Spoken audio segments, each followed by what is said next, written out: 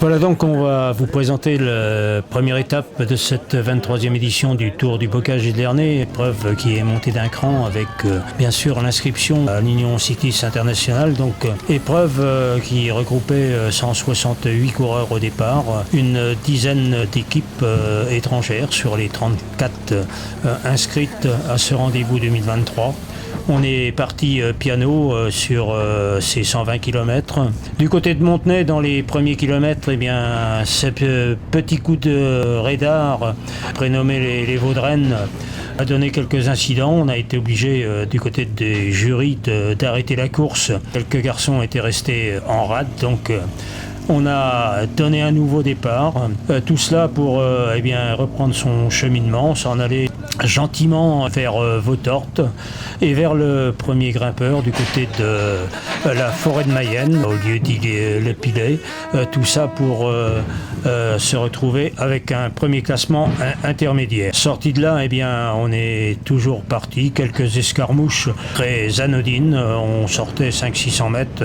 Le peloton réagissait immédiatement vers Chaillan dans la nouvelle ascension d'un grimpeur, que les choses ont un petit peu bougé. Là également, quelques garçons, eh bien, dans cette portion étroite, sont montés tout là-haut pour s'en aller du côté de Saint-Hilaire-du-Maine. Là, eh bien, 7-8 garçons ont à nouveau tenté de prendre les devants.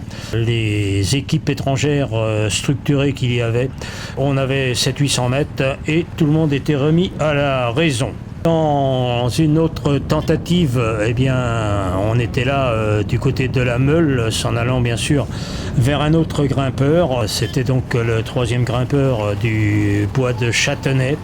Et c'est là bien sûr que les grosses équipes, les grosses écuries entre guillemets, ont commencé à mettre le nez à la fenêtre, puisque eh bien, les plus costauds de ces équipes se sont retrouvés à l'avant, ce qui a permis de mettre vers l'avant plus exactement 45 coureurs qui eh bien, se sont allés gentiment, passant par la Croisille pour traverser Saint-Pierre-des-Landes et se retrouver donc à traverser la RN12 au niveau de la Pèlerine. Là également, eh bien, toujours une quarantaine de coureurs, quasiment tout le monde était resté groupé.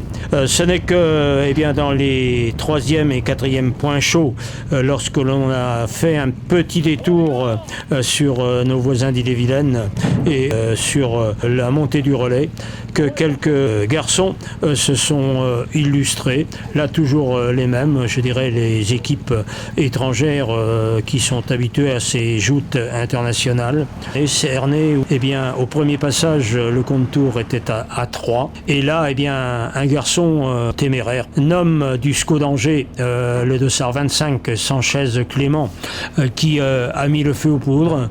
Il s'est promené un tour avec une vingtaine de secondes. Et là, les grosses écuries, qu'elles soient hollandaises ou belges, se sont mis à rouler.